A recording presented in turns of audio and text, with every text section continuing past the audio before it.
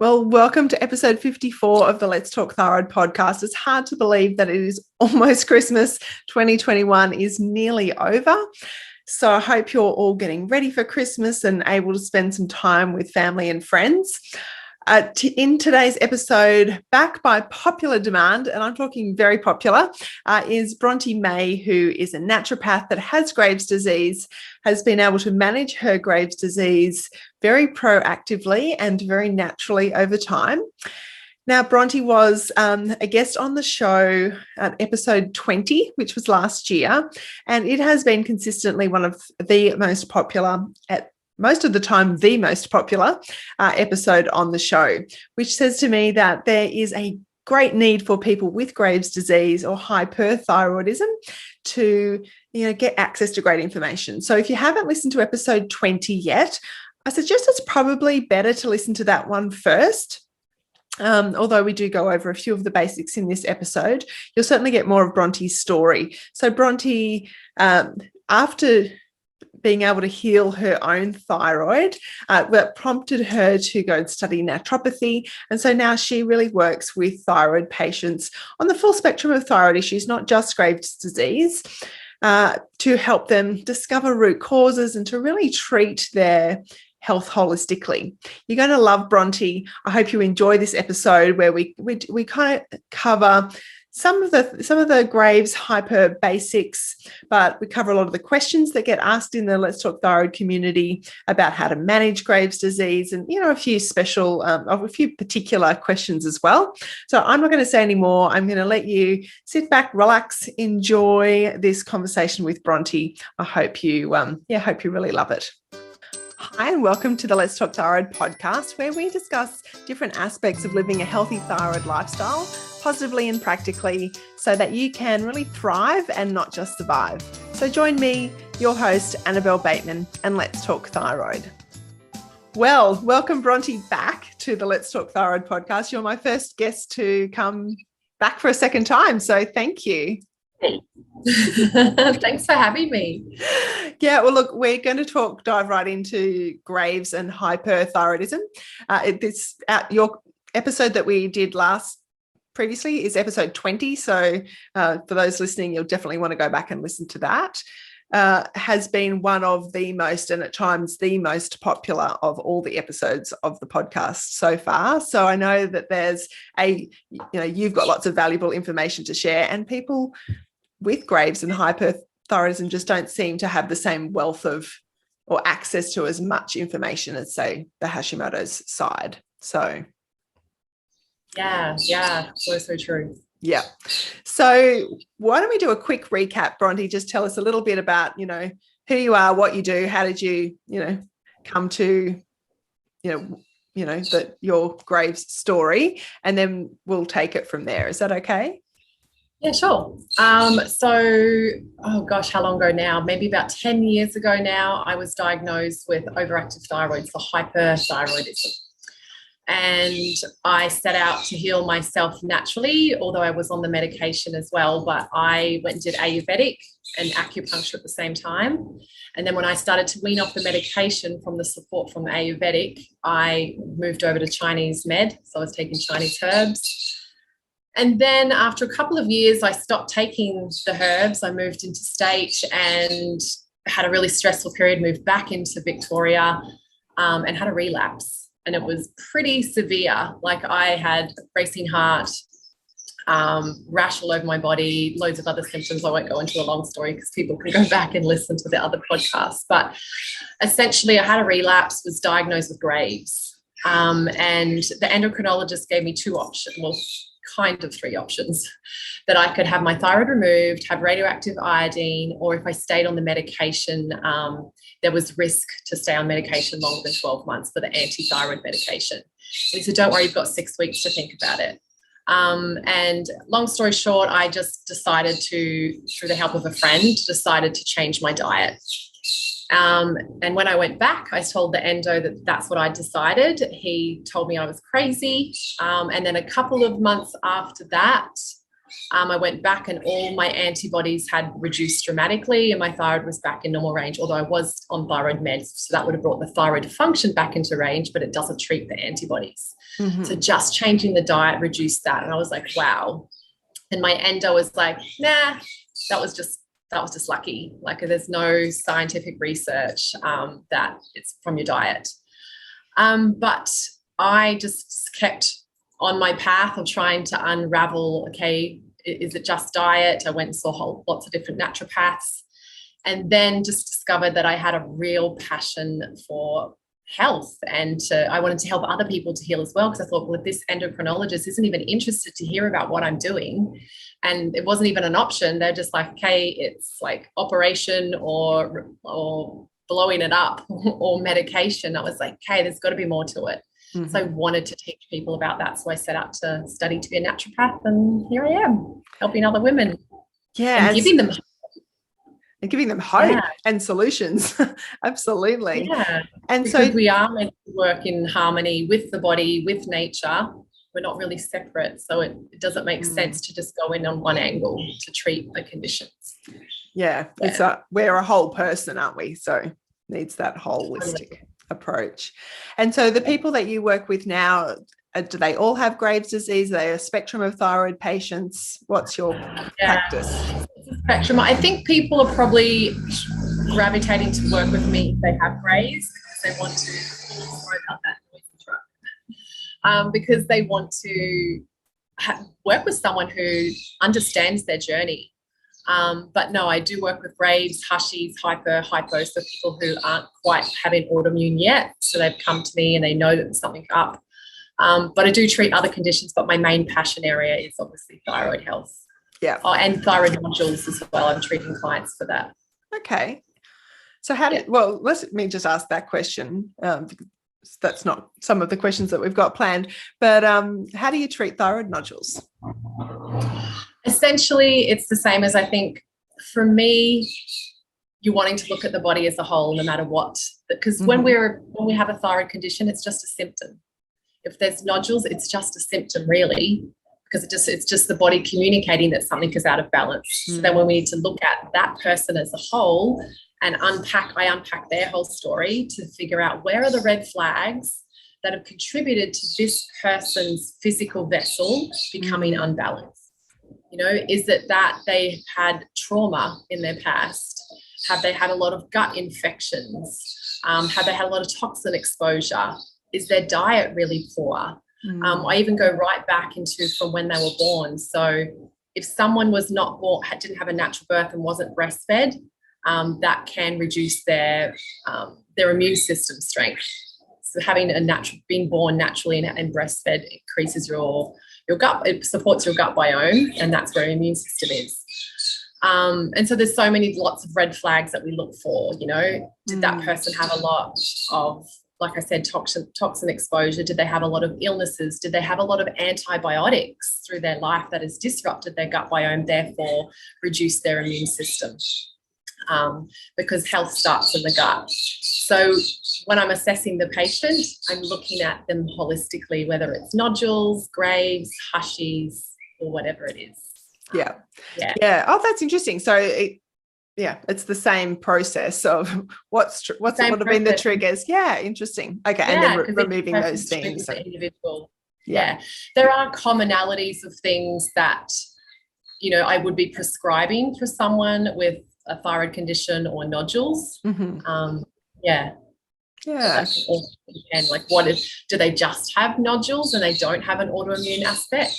Yeah. You know, are we just looking at the nutrient deficiencies? Nutrient deficiencies is very common with any of this, whether it's nodules, thyroid.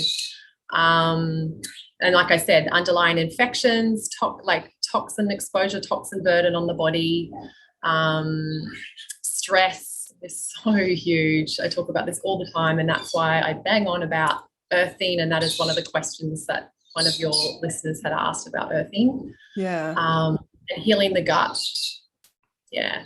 And so I try to do that mainly through changing lifestyle and using food as medicine, but obviously, you know, I do use herbal meds as well, and I do use supplements to get people back on track quicker, but teaching them about food. How can you do this with food after we've done the bulk of the healing? Yeah. Okay. Excellent. Okay. Bronte, can I ask about blood tests and maybe being diagnosed for Graves? Like, what's the story with blood tests? What do people ask for? What's the go with that? So blood tests depends on what should people ask for or what do they ask for?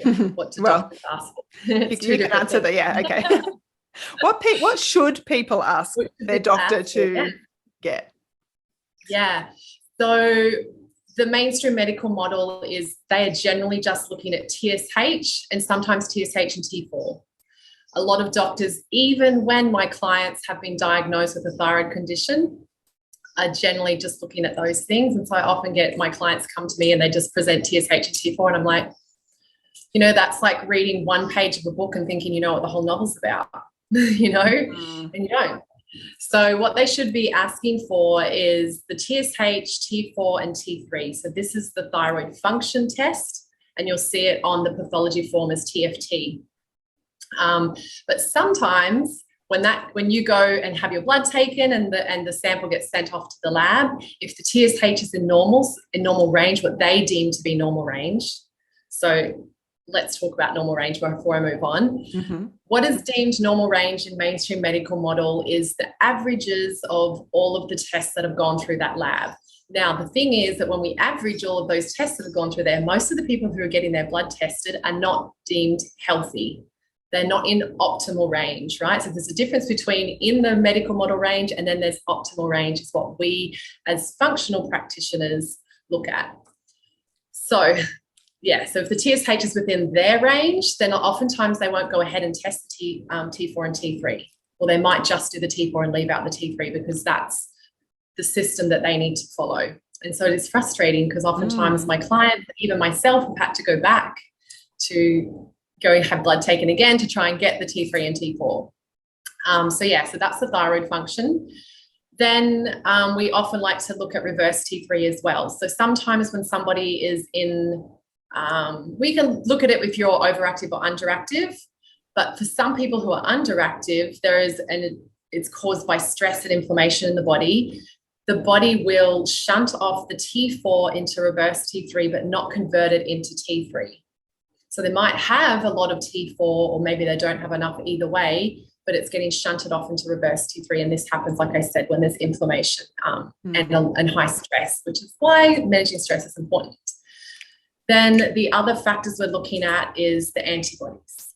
Now, this is the thing that doctors don't generally test the antibodies unless the TSH goes out of range. Then they'll go and test the T3, T4 and then go, oh, okay, something's going on here. And then they might look at the antibodies. So it's a bit of a process, and in that time, that person could have been healing. And the antibodies often, not all times, they go out of range and they're present, I should say, before the thyroid goes out of balance. So what we should be doing is looking at the antibodies first. But that's not how the mainstream medical model is because they don't have a treatment for the antibodies.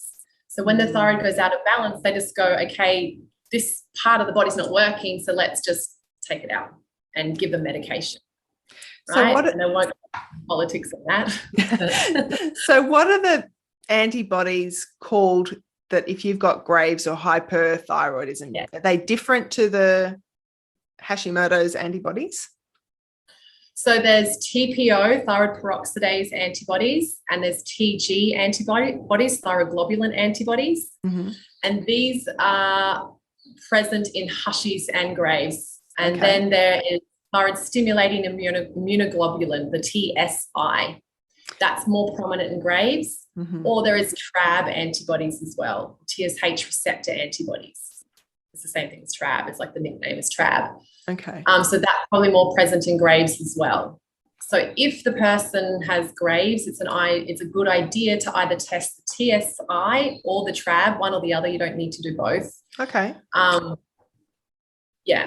I like to look at TSI, but a lot of my clients present the TRAB, and that's fine. But you want to keep an eye on that because you want to make sure that those antibodies are coming down with whatever treatment that you're doing. to reverse your condition. But we also want to look at the TPO antibodies and the TG antibodies as well.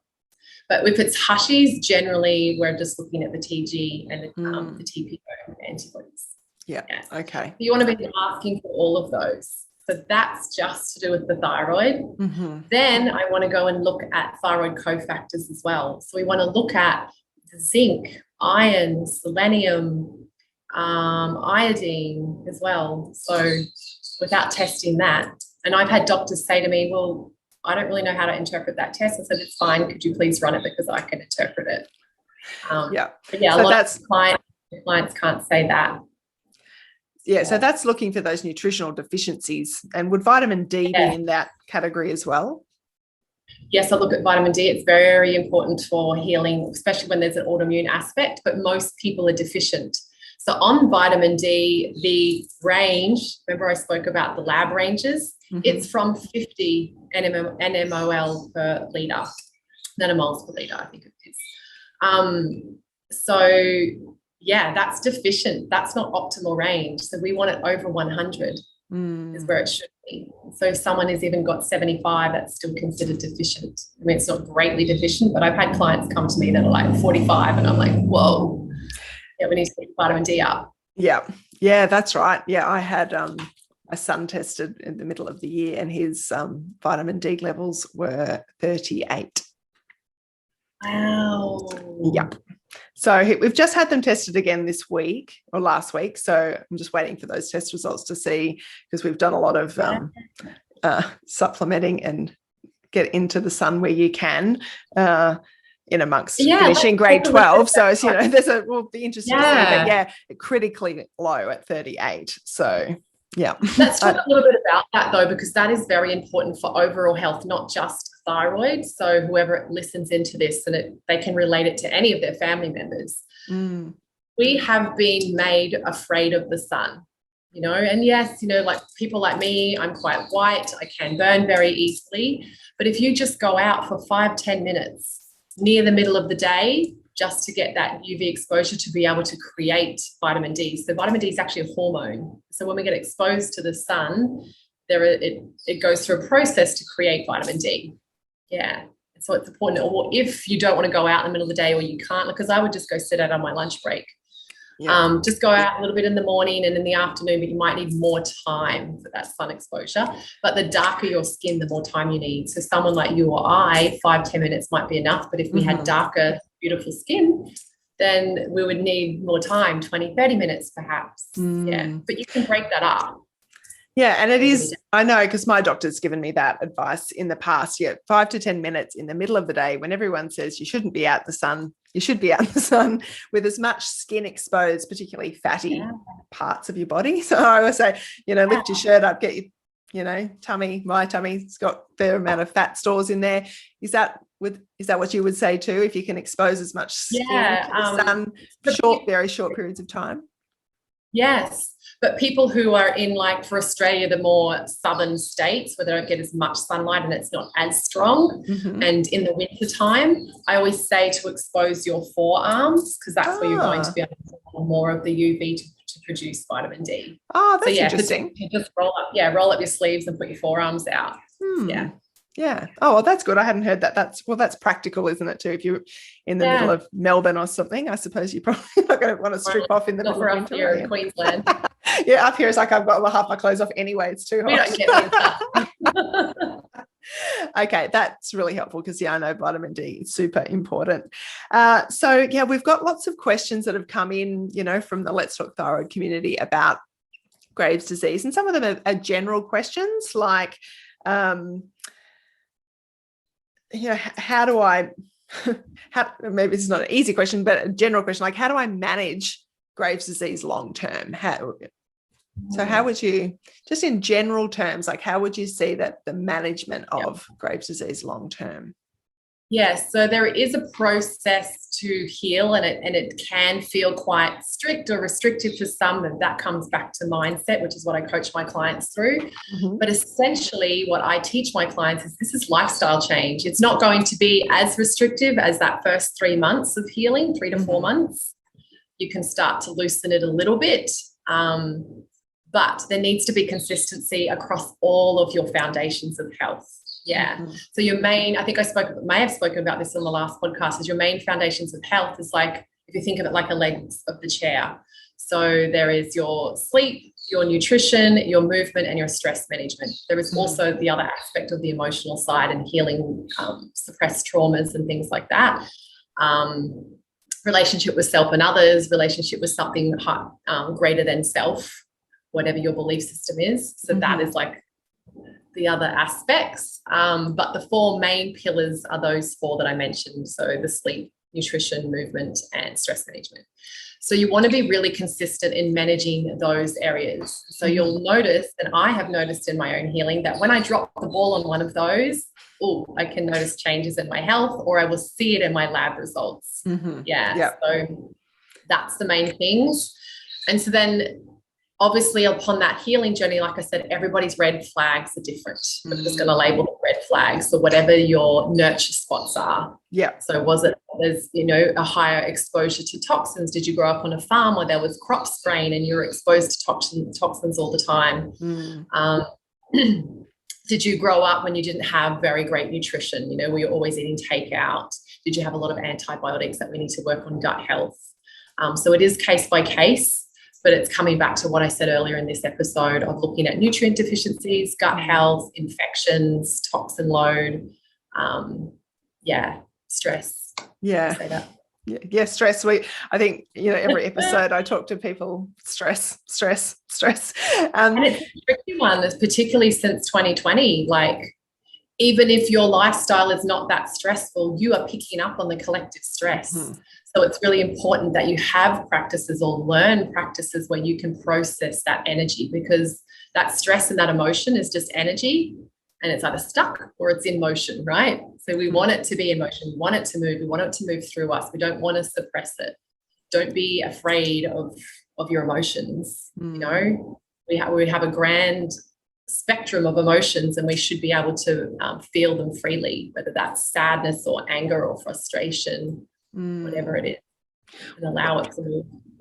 Well, maybe we're talking about stress. You mentioned the earthing earlier, and that was one of the questions was, what is earthing, or walking barefoot on the earth? Do you want to explain that and how that connects in with stress? So the earth has a negative charge energy. And so when we connect our bare skin, so whether you want to lie on the earth, I do that sometimes as well, just plonk myself on the earth. But if you're just putting your bare feet on the ground, because we walk around with shoes on all the time, so we're not actually connecting to the earth. But when we do with our bare feet, we pick up on those negative ions, and it creates a stable internal bioelectrical field for us. So it stabilizes our own internal bioelectrical field. And so then that creates more balance within our body overall through all systems. So it can reduce our pain, it can improve our sleep, it can reduce inflammation, give us more energy, improve our blood flow, and just, like I said, greater overall wellness and well-being. And I guess it's as simple as take your shoes off and walk outside on the grass. Is as simple as that? Yeah, I always say to my clients, I'm a bit of a two birds, one stone kind of gal. Got to get back in the sun, the vitamin D and the earthing. So I'll go sit outside and eat my lunch. It's in the middle of the day. I'm getting some vitamin D. I have bare feet on the ground, and I might be listening to some chill out music or maybe just the birds, or a book or something. But just earth. Yeah. I do that in the morning when I have my bone broth. I do it when I have lunch. And I sometimes do it between clients. If I'm feeling that my energy is not aligned and grounded between clients, or if I've had too many back-to-backs, I'll just be like, oof, okay, I just need to go and stand on the ground and take a couple of deep breaths and realign my energy. And you can feel the difference when you do it often. Yeah. Well, it's become part of a lifestyle for you. Really? It has, because I feel the difference. And I think when you commit to it daily and you start to get the benefits, you'll understand. So I challenge all the listeners listening to this, do it every day for 2 weeks, just 2 weeks, and you'll notice a difference. You'll probably notice a difference before then. And I often get asked, how long should I be doing it for? Well, 5 minutes is better than 0 minutes, but ultimately you know, at least 20 minutes. Some people say at least 30 minutes, but like I said, something's better than nothing. I always tell my clients, progress over perfection. Yeah. Just and 5 minutes could be 6 minutes, could be 7 minutes. You build up slowly because it's about the habit. Yeah. Have you read the book Atomic Habits? Have you read that book? You'd like it. I think it's called Atomic Habits by James Clear. And he's atomic meaning really, really small. So he is very popular book. It's basically about building in little tiny habits and habit stacking, which is exactly what you described. So, you know, you're doing your vitamin D and your earthing and eating your lunch and meditating because you're already eating your lunch. So why don't you do something while you're eating your lunch? Totally. So it's about habit stacking and tiny little things. You're better off, like you said, 5 minutes is better than 0 minutes. 1 minute is better than 0 minutes. So you build, but if you do 1 minute or 5 minutes a day, maybe it will become 15 minutes. But if you try to do 15 minutes, it probably won't happen. So yeah, it's a really helpful book. Yes, totally. People when you're setting goals for yourself, if you set a big goal and try to achieve that, it can be overwhelming. Whereas if we achieve, like you just said, start small. And then build on that. So even with your exercise, even if it's just 5 minutes of yoga stretching a day, and that's where you start, and then you start to be like, oh my gosh, this feels so good to move my body every day. You're going to stretch it out. And you're like, hang on, I think I might go for a walk. Oh, I might just like get a kettlebell and do a couple of squats or something, you know, just keep building on it. Yeah, well, I think exercise is a good example because one of the things he says is you've got to remove the impediment. So think about say with exercise, what actually gets in the way. And so I was thinking about this after I read the book. And for me, I mean, exercise it's probably my least favorite part of the whole lifestyle thing. And I thought, why is that? Like, what are some of the barriers? And some of it is literally just putting on exercise gear and the hassle of putting on shoes. And like, it just sounds ridiculous and sounds so lazy, but that's the reality. And so in the end, what I decided to do, I mean, we've got a pretty good home gym set up in our house. And I'm like, you know what? I'm just going to exercise in my pajamas because then I'm not getting changed. And, you know, depending on what I'm doing, I'll put a bra on, you know, but I'm literally going from the bedroom to the gym. I've eliminated the need to put tight clothes on, you know, yank them, you know, all of that, even do the shoes up. I can get on my Pilates machine. I can do some stretches. It's just taking removing the barriers. And so I'm more likely to do something. And if I'm just doing rehab exercises that the physio had given me, and if I do that for 10 minutes, that's enough. That's okay because I'm doing it every day, not thinking, oh, I've got to go into the gym and I've got to do 45 minutes on the treadmill and, you know, blah, blah, blah, blah. So, yeah. Yeah, I love that. But I just want to add a little bit into that about the got to, you know. There's so many things that we get to, not that we have to do. Like, you know, we get to cook nutritious food because we have the option to do so. Some people don't. Some people don't even have food to eat today. You know, some people can't exercise because they have a spinal cord injury or they have a really severe illness where they can't even get out of bed, you know, or they have some sort of impairment that they can't move their body. And so that's why I practice that gratitude of, oh, I'm so grateful. Like every time I exercise and I do my stretching at the end, I sit there in gratitude. I give gratitude to God for my ability to move my body and for my healthy body that is supporting me to have this human experience. So I think it's coming back to that as well. And there was something else I wanted to say about the exercising. Oh, do something that brings you joy. Like, gosh, if getting on the treadmill is not your joy, it's not my joy. Yeah. I don't really do a lot of cardio. I like to get in there and I do active movements and stuff when I go to the gym. And then I have days where I'm just more slow and flow and I do yoga, particularly around my bleed. I won't go and lift weights. I won't go and smash my body at all. Not that I ever really smash my body, but I want to be able to have that movement when I'm 88, 99 and still being able to do downward dog. Yeah. Yeah. Yeah. And that comes back to the mindset, doesn't it? That's a really helpful mindset. And choose movement that's fun, even if it's dancing. It doesn't need to be the stereotypical gym, yoga, Pilates, treadmill. If it's just dance, chuck on some tunes and move your body and just be embodied and have fun with the movement, I think. Yeah.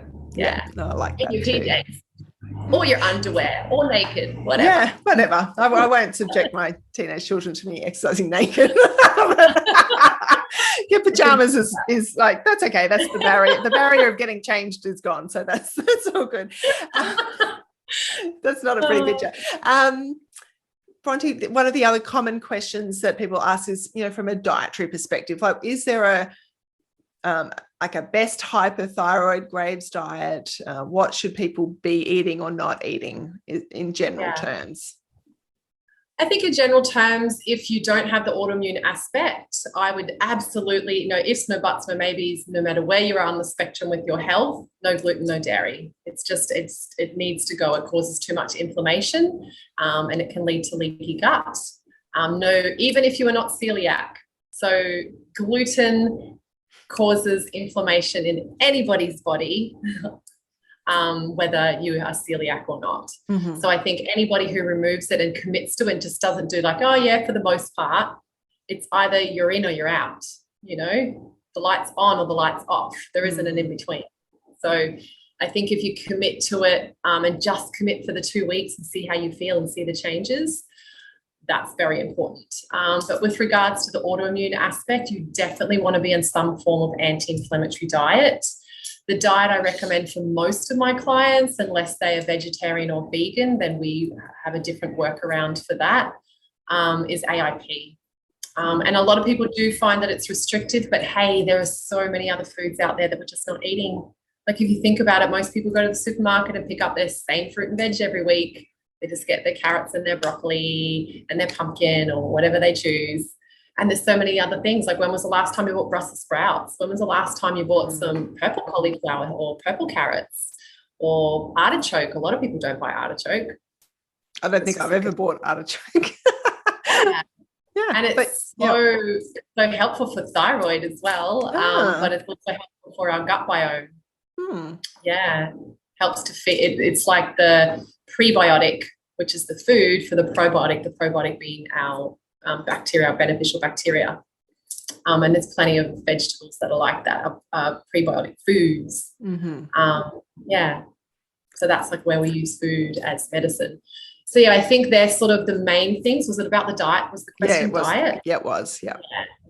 And I think for anybody with just the stress, really manage the stress, really commit to it, even if it's just a couple of long, deep breaths before you eat, if that's all that you can manage, and that's where you want to start, because you're going to get your body into a calmer state, which reduces inflammation, and it allows the body to tap into that parasympathetic, which is your rest, digest, and repair. So I get my clients to breathe before they eat, because it's like a 2-bird, 1 stone again, right? So they're calming their nervous system, and then they're allowing their body to be in a more calmer state to digest the food that they're going to eat. Because you can eat all of the amazing foods in the world, and it can be completely organic, completely clean, eating such nutrient-dense meals. But if you're in a stress state, you're not going to be able to absorb those nutrients and assimilate them. So, one of my biggest advice. No, that's good. And should one of the other questions was about whether intermittent fasting can be, good or not good, I suppose, for Graves. So coming back to your thyroid and how important it is. So our thyroid governs so much within our body. So it's like on your heart, it governs your heart rate, your body temperature, your metabolism. So that's what's linking us into this question about intermittent fasting. So I think that if you are not in a balanced state, if your thyroid is still unbalanced, and there's a lot of inflammation going on in the body, you don't want to cause extra stress to the body by doing this intermittent fasting. One of the questions that the lady did on your Facebook group had to do with calorie restrictions. So she was doing a 5-2. It's just going to cause more stress to the body. So I think that's not a bad thing to do when you have stabilized your condition and it's balanced, your body is calm again, and your thyroid is functioning normally, in optimal range again. But when you're trying to heal, I'm not an advocate for it. I mean, you'll get mixed views on opinions on this out there. Mm. But for me specifically, I just want to bring the body back into a calm state. So I do believe that we should be fasting 12 hours though, from between dinner and breakfast, because this benefits our digestion. Okay. So yeah. Yeah, that's a bit different to intermittent fasting, isn't it? Yeah. Yeah. Do you want me to explain a little bit about that fasting? The 12 hours? Yeah, I'd love you to. Yeah. And about snacking, because I find, particularly with my clients that are overactive, because I remember for me when I was diagnosed, I swear to God, I could have eaten 24/7 and not been satiated and not put on weight. I was losing weight because my system was running so fast because I had way too much thyroid hormone. So that had to do with my thyroid. But the thing with snacking is we have this migrating motor complex within our digestion, and its role is to move the waste through the digestive tract. But when we eat, it stops, and it stops for the purpose of absorbing the nutrients. Because if it's going to move the food straight through, it's like, hang on a second, the stomach's like, dude, we haven't even taken the nutrients yet. Hold your horses, pump your brakes. And so its job is when food comes into the stomach, it will stop. And it stops for about 3 hours to allow the body to absorb the nutrients from the food. And then it's going to, because the nutrients get broken down, gets absorbed through the gut lining and into the body. And so then it's going to move the waste through. But if we're snacking all the time, it's like, oh, okay, I need to stop and wait. And then it's nearly 3 hours. Oh, boom, more food comes in. Oh, okay, we're going to stop and wait. And so this can lead to other digestive issues like SIBO. And so the food is sitting there too long and it becomes, it ferments for too long, and it causes another imbalance within the gut. So yeah. And then there's the other aspects of if you're eating too close to bed, your body's going to be digesting food while you sleep. When you sleep, you want your body to be resting and repairing, not working its butt off trying to digest a huge meal that you had and the snack that you had after it. So I think you'll get more benefit as well just having that 12-hour window. Yeah. And then once you stabilize your thyroid, then go from there. So eat nutrient-dense meals, eat your dinner at 7, and then don't eat until 7. Yeah. That's really helpful. I think that's good. Let me just check some of the other questions. I think we've certainly covered a lot of the general questions that people tend to ask. There was a question about thyroid medication and immune system. Okay. I just touch on that. Yeah. So when we have overactive thyroid, in many cases, the person can have lowered white blood cell count. So that can be, we need that to be able to fight infection, right? So if it's lowered, then we are more susceptible to getting other infections because we don't have a sufficient amount of white blood cells. But the thyroid medication, and it is a lower risk, but the risk is there, it can further reduce white blood cell count. So before a patient is prescribed an anti-thyroid medication, the doctor generally, or should be, testing the person's white blood cell count. It's a general test that most doctors don't push back on anyway. It's your full blood examination.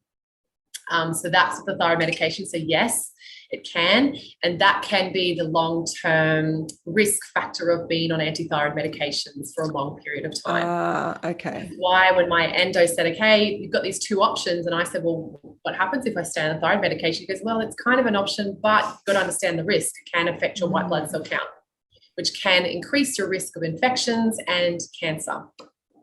Right, because it's suppressing your immune system, or it's lowering your immune system. Okay. Yeah. So that's why treating root cause is the whole key to all of this. I think there was another question in there about relapse when there's partial thyroidectomy. Yeah. Yes, there is a risk factor of someone then going underactive. And I think for me as a holistic practitioner, as a naturopath looking at this, it's because if generally the patient is going to get the thyroidectomy, the partial thyroidectomy, some cases it's because of cancer, but let's say in the case that it's not, they're not treating all of the other aspects of their health. They're not treating root cause. They're believing their doctor that this is the answer to treat because that's the model that they've gone to, and they've gone to the mainstream model to get treatment because that's how most people believe that they should do, right? Which is fine, that everybody has their own decision. but you want to be treating the root cause. So just removing the thyroid is not removing the root cause to why the thyroid's out of balance. It comes back to, this is a symptom. Having a thyroid condition is a symptom that there is underlying imbalance within the body, and that's the body's way of trying to communicate, like, hey, I need some love and attention and nurturing over here. There's something out of balance, you know, I need some help, I need some repair. So yes, I did a little bit of research to look at stats for that particular question, and it was just a bit of a range. But a couple of studies have indicated it's like 80% chance that that person is subclinical hypothyroidism. So they're in the vicinity, but they're not like completely diagnosed that they have hypothyroidism or Hashimoto's or something. But again, it's coming into that risk area, right? Like I said, there's like a range. Yeah, because you've had your thyroid removed, and so it's not producing as many hormones, and so is that what you mean? Well, if you had it fully removed, then you're not producing any. Yes, you need medication. Yeah, but the partial thyroidectomy, so when they remove like part of it or half of it, the part that remains can still function normally, yes. But again, if you want to support your thyroid to be able to function on that half that's remaining, you want to treat the cause. You want to be looking at all of these fundamentals of health and looking at your whole lifestyle factors. Yeah. And I would think that you'd be wanting to get it checked reasonably regularly too, wouldn't you? Yeah, that too. Yeah. Just to see. Yeah, you want to keep an eye on it. Yeah, the body has an incredible ability to heal when we give it the right environment. It's just understanding, what does your body need? And this is why it really helps to work with someone that can help you unpack that and figure out, okay, what does the body need? Is there infections going on here? Is there nutrient deficiencies? Let's look at your mineral balance and things like that in the body. Let's look at your toxin burden. Yeah, I think it's so important to work with a professional. I mean, I think I feel like I say that all the time because I genuinely believe it. Like, even practitioners see practitioners. I see somebody for my health because it's so good to get an external perspective because you're in it, so and even though I have a lot of knowledge about this, it's good to get an external perspective to be like, okay, what am I missing? Or to have that accountability to boot you in the butt, be like, yeah, you kind of dropped the ball in that area. Yeah. Let's pick it back up. Yeah. Yeah. Well, it makes sense. We can do so much on our own, and then it's helpful to have that external perspective. Bronte, are there special considerations if you're pregnant or breastfeeding with Graves' disease? So if someone's wanting to conceive and they are overactive or they have Graves, most cases the endo is going to, if they're on carbamazole, they're likely going to switch them over to PTU. What I have found though with my clients that are on PTU, not all of them, so this is not always the case, but I have noticed that they have had lowered liver function. And this is why when patients are on PTU, that their endo or their physician is going to keep an eye on their liver function. Okay. And obviously the other carbamazole, and any antithyroid, they're going to be checking the white blood cells as well. But so then with treating it, how can you treat it when you're going through that journey? Like you've already fallen pregnant or you're breastfeeding. Yeah, there's a lot of the herbs that we would, as a naturopath, that we would be prescribing, but we can't when somebody is breastfeeding or pregnant unless the child, I've got clients who are breastfeeding and their baby was like 2 years old.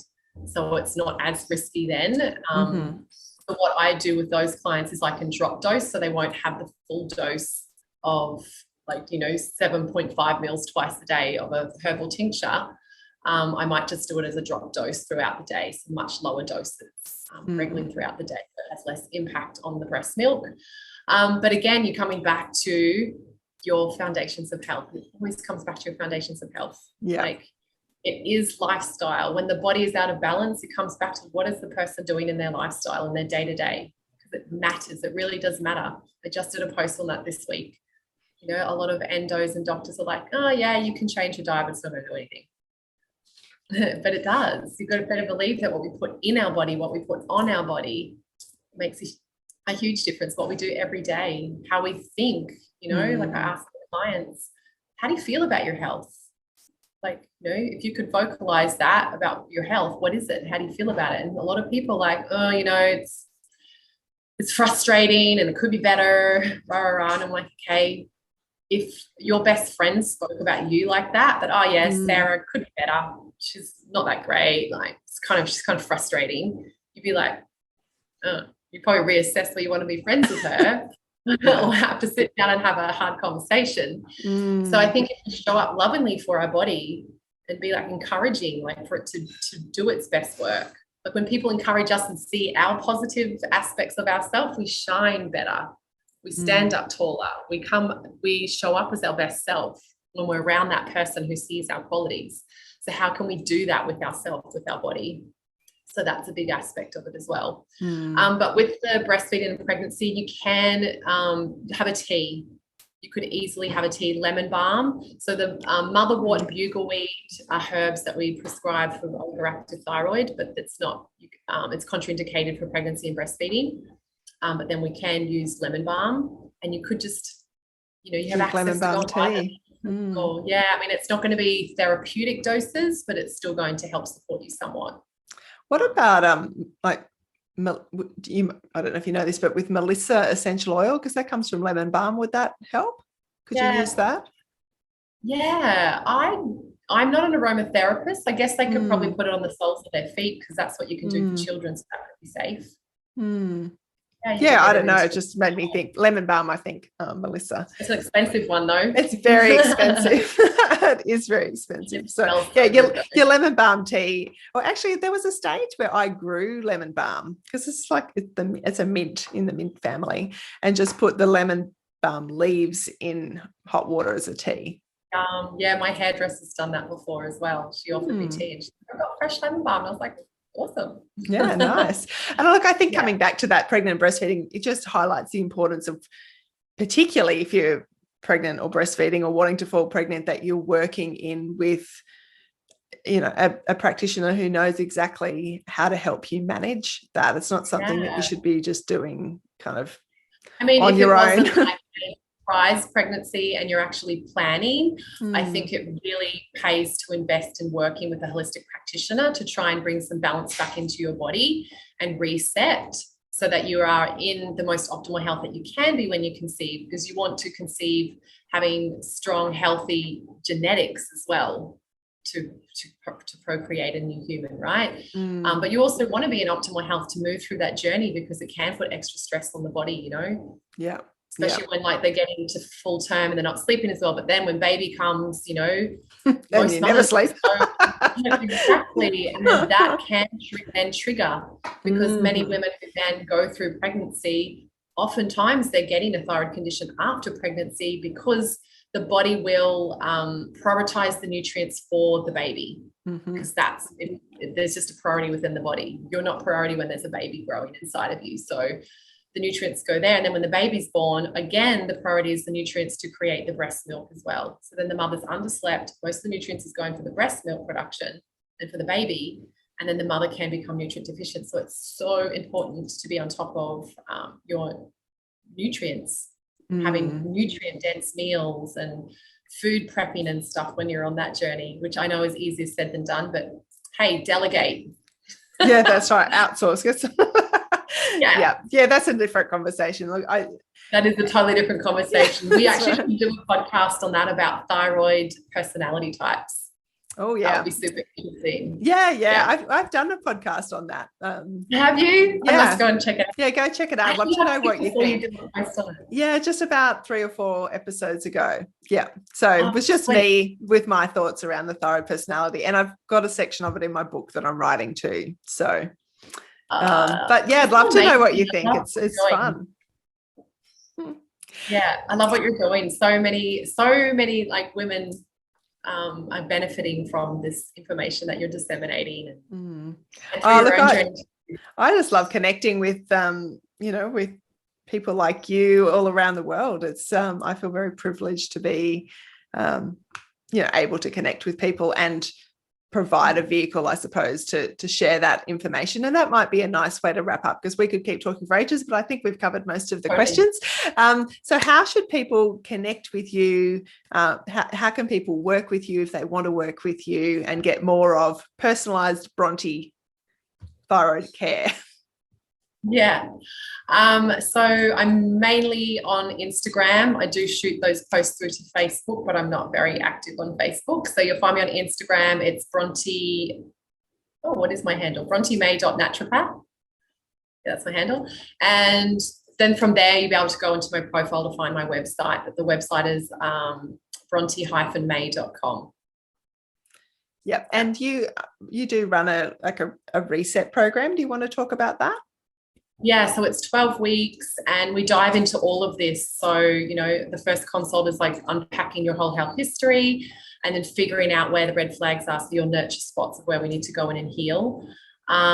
We talk all about food as medicine. So I really love that aspect because I think it empowers people to know what they can do within their own home and using food as medicine and not end up relying upon me, because the whole thing is I want to educate people, teach a man to fish kind of thing.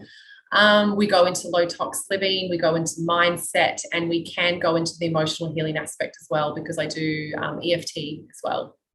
So yeah, I've done the NLP coaching. I don't use a lot of NLP practices with my clients. It's probably more the awareness of how they speak and coaching around mindset using that, but I don't use a lot of the tools. Mm-hmm. But I love the EFT. It's super powerful. Yeah, and so I give my clients mindset exercises to do each week as well. So they go away and do a little bit of self-inquiry, so that it's more of a complete holistic approach, because if the mindset's not right, this is the driver of the vehicle, being the body, you're not going to get to your goal, the destination of your goal. So yeah, that's sort of what it is for 12 weeks. We catch up weekly. And there's email support between sessions so that the person feels supported through the journey, because there's a lot of things that we do change and you're learning a lot, and it can feel overwhelming in the first couple of weeks. But then towards the end of the program, people are like, oh, okay, yes, it starts to make sense. Yeah, you have to trust that process. And that's suitable for the spectrum of thyroid issues, Bronte? Yeah. So overactive, underactive, Graves, Hushies, nodules. Yeah. So whilst I would expect most people who are listening here, given it, we've been talking about Graves, will have that, but knowing that it's suitable for, if you're at the other end of the underactive spectrum, it's suitable too. So that's really helpful. Yeah. Totally. And offer testing and things as well. So yeah. Well, we know that that's helpful. So Bronte, is there anything that I haven't asked you that you think you'd like people would like to know, or we've pretty much covered? I think we've covered a lot of it. Yeah. So I think just really be kind to yourself on the journey of this, and it's really, I think the main thing is the stress to look at. If you're in a stress state, your body's not going to heal. So really focus on that. And then look at your other foundations of health that we mentioned. Yeah. Excellent. Reach out if you need support, and if it's not me, reach out to someone that you feel aligned with to guide you through the process, because it's going to save you time, it's going to save you money, but ultimately it's going to save you your health, which that's our true wealth, right? Yeah, exactly. Well, I think that's a great place to wrap it up. And thank you so much for your time again. I'm really thrilled that you're my first guest to come back twice. So I really appreciate your time, knowledge, expertise. Yeah, it's great. Thank you so much for watching this episode of Let's Talk Thyroid. I would love it if you enjoyed it, if you would hit subscribe and the bell. That would be really helpful.